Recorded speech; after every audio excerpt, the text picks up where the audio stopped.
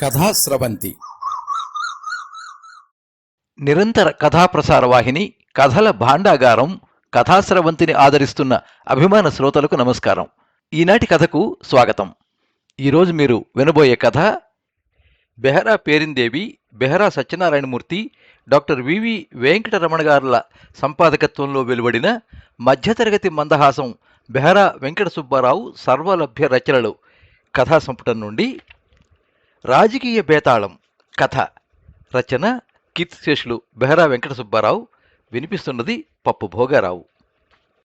శ్రీ బెహరా సత్యనారాయణ, శ్రీమతి విజయలక్ష్మి దంపతులకు 28 జూన్ 1935 సంవత్సరంలో బెహరా వెంకట సుబ్బారావు గారు తూర్పుగోదావరి జిల్లా పిడపర్తి గ్రామంలో జన్మించారు.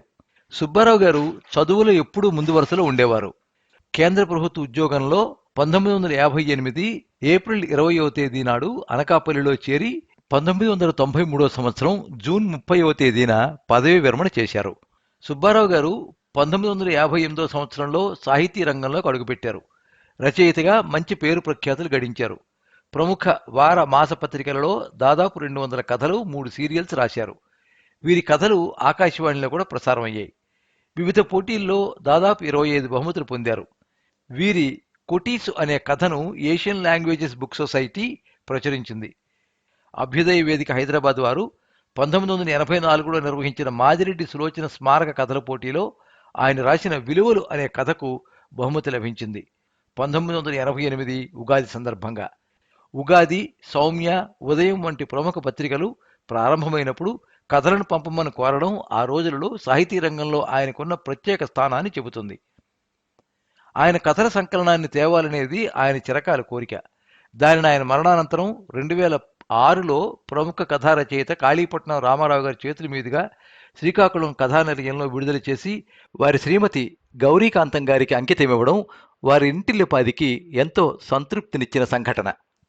ఇటీవల వారి కుమారులు శ్రీ బెహరా సత్యనారాయణమూర్తి గారు వారి కథలను మధ్యతరగతి మందహాసం బెహరా వెంకట సుబ్బారావు సర్వలభ్య రచనలు పేరిట ఒక సంపుటంగా వెలువరించారు. ఈ కథా సంపుటం ఎంత ప్రజాదరణ పొందిందంటే అత్యంత స్వల్ప కాలంలోనే ఎంఎస్కో వారిచే 2వ ముద్రణగా ప్రచురించబడింది. ఆయన కథలను కన్నడ భాషలో శ్రీకాంత్ అనే ఆయన అభిమాని అనువదించారు. హిందీ భాషలోకి డాక్టర్ చిట్టెళ్ల నిర్మలాదేవి అనువదిస్తున్నారు. ఆంగ్లంలో వీరి కథలు ఎస్ వినయ్ భూషణ్ రావు గారు అనువదిస్తున్నారు. బెహరా వెంకట సుబ్బారావు గారి గురించి ప్రముఖ రచయిత మల్లాది వెంకటకృష్ణమూర్తి గారు వివిధ పత్రికలలో వచ్చిన శ్రీ బెహరా వెంకట సుబ్బారావు కథలను నేను గతంలో చదివాను. వారి కథలు మధ్యతరగతి జీవుల వ్యధలతో కూడుకొని మంచి సామాజిక స్పృహ కలిగి ఉంటాయి. వారు నాకు పరిచయస్తులే. ఆంధ్ర సచిత్ర వారపత్రిక కార్యాలయంలో వారిని నాకు వీరాజీ గారు పరిచయం చేశారు. సుబ్బారావు గారు నాకు మిత్రుడు కాదు, ఒక రకంగా చెప్పాలంటే గురువు. నా 25 ఏళ్ల వయసులో ఆయన కథలు చదవడం ప్రారంభించాను. మధ్యతరగతి జీవితాన్ని విశ్లేషిస్తూ 40 సంవత్సరాల పాటు కథలు రాయడం ఒక విశేషం అయితే, మాలాంటి పాఠకులను ఆలోచింపు చేయడం మరొక విశేషం. ఆయన కథల్లో మాకు బాగా నచ్చేది నిజాయితీ. గత శతాబ్దంలో తెలుగు పల్లెటూరి వాతావరణం ఎలా ఉండేదో తెలుసుకోవడానికి ఆంథ్రపాలజీ, చరిత్ర పుస్తకాలు అవసరం లేదు, సుబ్బారావు గారి కథలు చదివితే చాలు అంటారు ప్రముఖ రచయిత యండమూరి వీరేంద్రనాథ్. సుబ్బారావు గారితో కలిసి విశాఖలో జరిగిన అనేక సాహితీ సమావేశాల్లో పాల్గొన్నాను. మధ్యతరగతి కుటుంబాల్లో ఉండే ప్రేమ, అభిమానాలు, వైరుధ్యాలను ఎంతో చక్కగా వ్యక్తీకరిస్తూ రాసిన వీరి కథలు మనల్ని చేయి పట్టుకుని కథలోకి నడిపించి తీసుకువెళ్తాయి. మనం కూడా కథలో పాత్రలలో మమేకమైన అనుభూతిని పొందుతాం అంటారు ద్విభాషం రాజేశ్వరరావు గారు, ప్రముఖ కథా రచయిత. కథానిలయంలో విశాఖలో జరిగిన 1-2 సభల్లో వారిని కలిసిన గుర్తుంది. మధ్యతరగతి ఎదుర్కొనే అనేకమైనటువంటి అంశాలను అటు ఆదర్శపూర్వకంగాను, ఇటు విమర్శనాత్మకంగాను, ఆలోచనాత్మకంగాను చాలా కథలు రాశారు. 100 ఏళ్ల తెలుగు కథా సాహిత్యాన్ని చరిత్రగా ఎవరైనా రాస్తే 1 పేజీ తప్పకుండా సుబ్బారావు గారికి కేటాయించబడుతుంది. అంతటి ఘనత కలిగిన రచయిత వారు అంటారు అట్టాడ అప్పలనాయుడు గారు, ప్రముఖ రచయిత. బెహరా వెంకట సుబ్బారావు సర్వలభ్య రచనలు సంపుటం సాహితీ ప్రియులకే కాక సమాజ అధ్యయన పరిశీలకులకు కూడా ఒక విలువైన కానుక. మధ్యతరగతి మందహాసం అని పేరున్న మొత్తం సమాజాన్ని మన ముందుంచారు. వీరి కథలు నాటి తెలుగింటి లోగిళ్ల సమాజాల కుటుంబాల సందర్శిని. కథలన్నీ రచయిత మానవీయతతోనూ సామాజిక స్పృహతోనూ ప్రత్యక్ష పరిశీలనతోనూ రాశారు అంటున్నారు తెలకపల్లి రవి, ప్రముఖ విమర్శకుడు, వ్యాఖ్యాత. శ్రీ బెహరా వెంకట సుబ్బారావు గారు 1998 సంవత్సరంలో స్వర్గస్థులయ్యారు.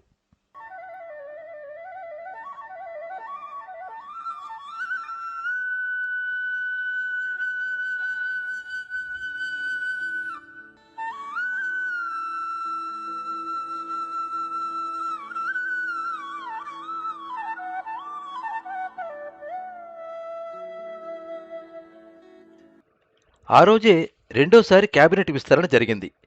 అసలు మొదటిసారే మంత్రి పదవులను ఆశించి నిరాశ చెంది రెండోసారి విస్తరణలో తమ పేర్లు తప్పక చోటు చేసుకుంటాయని నోళ్లు వెళ్లబెట్టుకుని కళ్ళు పెద్దవి చేసుకుని వాన కోసం పరితపించే చకోర పక్షుల్లా ఎదురుచూస్తున్న ఆ నలుగురు ఎమ్మెల్యేలకి చెంప చెళ్ళుమన్నట్టు అనిపించింది. ఈసారి కూడా నిరాశ ఎదురైంది. పట్టరాని ఉక్రోషం వచ్చింది. వాళ్ళు చేసిన పైరువీలు వృధా అయ్యాయి. అధిష్టానానికి చేసిన విజ్ఞప్తులు బూడిదలో పూసిన పన్నీరే అయ్యాయి. బోల్డు డబ్బు పోసి ఓట్లు కొనుక్కున్న వాళ్ళకి ఖర్చు పెట్టిన డబ్బు తిరిగి రావాలన్నా, తిరిగి పోటీ చేయడానికి కావలసిన డబ్బు సంపాదించుకోవాలన్నా, వారసులకు తరగని సంపద సమకూర్చాలన్నా మంత్రి పదవి తప్పనిసరి. మరి రాజకీయాలనే ఉపాధిగా చేసుకున్న వాళ్ళు మరో పని చేయలేరు. ఏదో ఒకటి చేయాలి. ముఖ్యమంత్రికి బుద్ధి చెప్పాలి. అధిష్టానానికి దిమ్మ తిరగాలి. ఏదో ఒకటి చెయ్యాలి తొందరగా. ఆ రోజు రాత్రే అప్పలరాజు మిగతా ముగ్గురితో, అంటే రామిరెడ్డి, సీతయ్య, వెంకటగౌడ్తో సమావేశం పెట్టాడు తదుపరి కార్యక్రమం చర్చించడానికి. ముందు విఘ్నేశ్వర పూజ మొదలు పెడదాం. అప్పలరాజు 4 గ్లాసుల్లో విదేశీ విస్కీ పోస్తూ ఓ గ్లాసు అందుకుని మిత్రుడికి చీయర్స్ కొట్టాడు. తదుపరి మేధోమథనంలో వాడి వేడి చర్చ జరిగింది. అసెంబ్లీ ఎన్నికలు నిండా 2 ఏళ్లు లేవు. వచ్చే ఎన్నికల్లో మనకి టికెట్ కూడా వచ్చే అవకాశం లేదు అన్నారు అప్పలరాజు. కింకర్తవ్యం అన్నారు మిత్రుడు. ఏముంది, ఎమ్మెల్యే పదవులకి పార్టీకి రాజీనామా చేయడమే. ముఖ్యమంత్రి దిగి వస్తారా? రామిరెడ్డి సందేహం. అధిష్టానం దిగి వస్తుందా? సీతయ్య ప్రశ్న. రాజీనామాలు ఆమోదిస్తే? వెంకట్ గౌడ్ భయం. పర్వాలేదు, మనమే ఓ వేరుకుంపుట పెడదాం. కొత్త పార్టీయా? అది మన వల్ల ఏ పనేనా? సీతయ్య అపనమ్మకం. వల్ల కాదనుకుంటే వెనకపడిపోతాం. ప్రతి దాంట్లో ఎంతో కొంత రిస్క్ ఉంటుంది. అదను చూసి అడిగెయ్యాలి. ఇదే సరైన సమయం. అయినా అవన్నీ నాకు వదిలేయండి, నేను చూసుకుంటా. మీరు మాత్రం నేను చెప్పినట్టు చెయ్యండి. మిగతా నేను నడిపిస్తా అభయం ఇచ్చాడు అప్పలరాజు. మీరంత భరోసా ఇస్తే మాకేం భయం, మీ వెంటే మేముంటాం. మళ్ళీ రేపు కలుద్దాం. వచ్చేటప్పుడు రాజీనామా పత్రాలు తీసుకురండి. రేపటి సమావేశంలోనే పార్టీ పేరు, మేనిఫెస్టో కూడా ఖరారు చేద్దాం. ఒక విషయం మర్చిపోకండి. ఏమిటన్నట్టు చూశారు మిగతా ముగ్గురు. మనం ఈరోజు కలుసుకున్నట్టుగా రేపు కలుసుకోబోతున్నట్టు గాని ఎక్కడా లీక్ చేయకూడదు. అప్పలరాజు హెచ్చరించాడు మిత్రులను సాగనంపుతూ. కానీ 1-2 పత్రికలు ఎలా పసిగట్టాయో ఏమో, రహస్యంగా కలుసుకున్న ఆ నలుగురు అని శీర్షిక పెట్టి ఊహాగానాలతో అల్లిన కథనాలు ప్రచురించాయి. కానీ అవేవీ లెక్క చేయక్కర్లేదని మిత్రులకు భరోసా ఇచ్చాడు అప్పలరాజు. అనుకున్న ప్రకారం మర్నాడు అప్పలరాజు ఇంట్లో కలుసుకున్నారు. కొత్తగా పెట్టబోయే పార్టీకి పెట్టబోయే పేరు గురించి సుదీర్ఘ చర్చలు చేశారు. తెలుగు వెలుగు, తెలుగు తల్లి, తెలుగు బిడ్డ, తెలుగు గడ్డ, ఇలా 4-5 పేర్లు చర్చకొచ్చాయి. చివరకు తెలుగు గడ్డ అన్న పేరు ఖరారు చేద్దాం అన్న దశలో అప్పలరాజు మదిలో ఓ ఆలోచన మెదిలింది. మన పార్టీకి ముందు అఖిల భారత అనే పదబంధం తగిలిస్తే ఆల్ ఇండియా లెవెల్లో పేరు వస్తుంది. పైగా మన పార్టీ ఢిల్లీ పీఠంపై గురిపెట్టాలంటే బాగా కలిసొస్తుంది. ఈ సూచన బాగానే ఉంది. కానీ అఖిల భారత తెలుగుగడ్డ అంటే ఎబ్బెట్టిగా ఉంటుందేమో సార్, సందేహం వెలిబుచ్చాడు సీతయ్య. ఆల్ రైట్ అన్నాడు అప్పలరాజు. మరి ప్రత్యామ్నాయం అన్నాడు గౌడ్. ఏముంది, తెలుగు తీసేద్దాం. అదేమిటి సార్, మనం తెలుగు వాళ్ళం కదా, మన తెలుగు జాతి, మన సంస్కృతి తెలుగు అలాంటిది అని ఏదో చెప్పబోయాడు గౌడ్. మనం తెలుగు సెంటిమెంట్ పట్టుకు వేళ్లాడితే అఖిల భారత స్థాయికి ఎదగలేం. మనకు అధికారం ముఖ్యం కానీ సెంటిమెంట్ కాదు. అయినా నాకు తెలియక అడుగుతాను, మన రాష్ట్రంలో తెలుగు ఎక్కడుందయ్యా? మన పిల్లలకి ఎవరికైనా తెలుగు సరిగా వచ్చా? అంతా ఇంగ్లీష్ మీడియమే కదా. ఇంతకీ నేను చెప్పొచ్చేది ఏమిటంటే, తెలుగు మన ఎదుగుదలకి, మన పార్టీ ఎదుగుదలకి అడ్డంకి అవుతుంది చెప్పాడు అప్పలరాజు. అప్పలరాజు లాజిక్ ఏమిటో అర్థం కాక మిగతా ముగ్గురు బుర్రగోక్కున్నారు. ఏ పేరు పెడితే బాగుంటుందో మీరే నిర్ణయించండి అన్నారు చివరికి. ఓసారి తల పంకించి అన్నాడు అప్పలరాజు. మనం అన్ని అర్హతలుండి కూడా మంత్రి పదవులు రాని అభాగ్యులం. అందుకే మన పార్టీకి అఖిల భారత అభాగ్యుల పార్టీ అని నామకరణం చేద్దాం. ఆ పేరు వినగానే తెల్లమొహం వేశారు మిత్రులు. అది గ్రహించిన అప్పలరాజు, అయితే మన పార్టీకి భారతదేశంలో అసంఖ్యాకంగా ఉన్న నిర్భాగ్యుల తరఫున పోరాడే పార్టీగా కలరింగ్ ఇవ్వాలి. అందుకే మన పార్టీకి ఆ పేరు పెట్టామని ప్రజల్ని నమ్మించాలి. అప్పుడే ఢిల్లీలో కూడా మనం బాగా వేయగలం అన్నాడు. అంత పొడుగు పేరు పలకడం కష్టంగా ఉంటుందేమో సార్ అన్నాడు రామిరెడ్డి. పొట్టి చేయడం ఎంతసేపు అయ్యా? అభా అపా, చూడు ఎంత సౌలభ్యంగా ఉందో, మంచి క్యాచీగా కూడా ఉంటుంది. వండర్ఫుల్ అన్నాడు వెంకటగౌడ్. మీరు నిజంగా జీనియస్ అన్నాడు సీతయ్య. ఇక మేనిఫెస్టో తయారు చేసుకుంటే ఓ పని అయిపోతుంది చెప్పాడు అప్పలరాజు. తమిళనాడులోలాగా టీవీలు మిక్సీలు ఉచితంగా ఇద్దాం సూచించాడు రామిరెడ్డి హుషారుగా.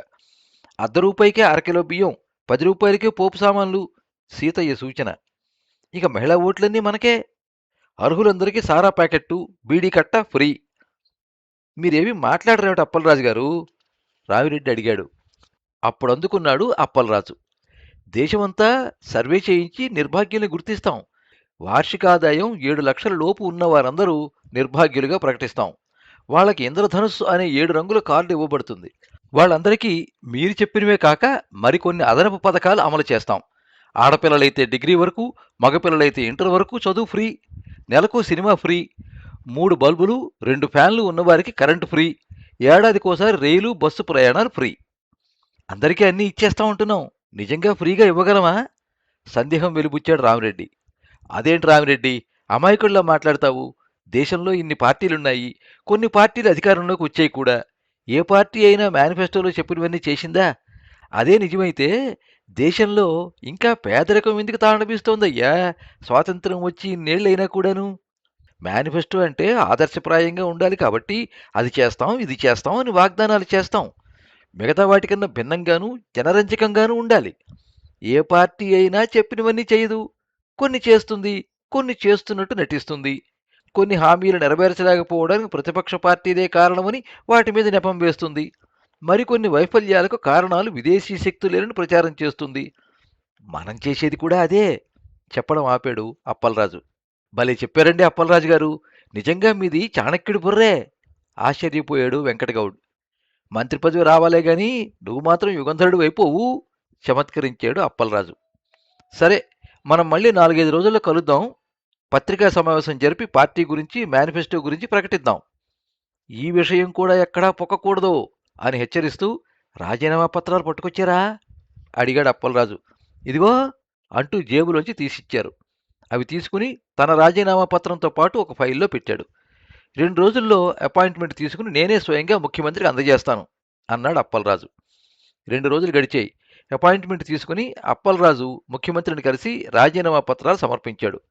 ఆయనతో ఏదో గుసగుసలాడాడు. 3 రోజుల తర్వాత పత్రికల్లో ఒక పిడుగులాంటి వార్త, ఒక శుభవార్త వచ్చాయి. రామిరెడ్డి, సీతయ్య, వెంకటగౌడ్ రాజీనామా పత్రాలు ఆమోదించబడ్డాయి. అప్పలరాజుకి నామినేటెడ్ పోస్టు ఖరారైంది. రామిరెడ్డి, సీతయ్య, వెంకటగౌడ్ హతాశులయ్యారు. అమ్మా అప్పలరాజు, ఎంత పని చేసేవయ్యా, చూడు నిన్నేం చేస్తామో అని అప్పటికేమీ చేయలేక భుజాలపై ఉన్న పార్టీ కండువాలు గిరవాటేసి వేరే కండువాలు నెత్తిమీద వేసుకున్నారు.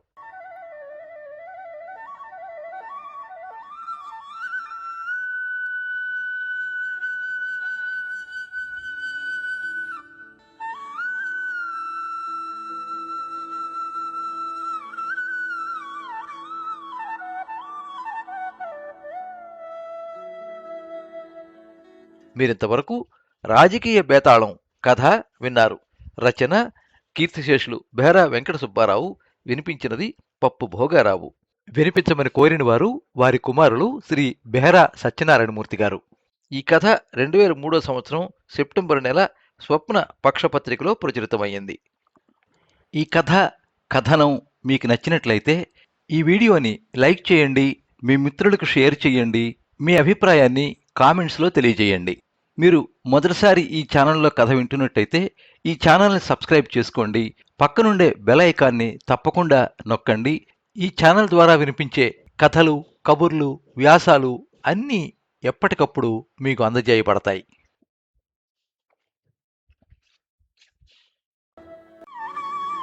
సర్వే జనాః సుఖినో భవంతు. కథా స్రవంతి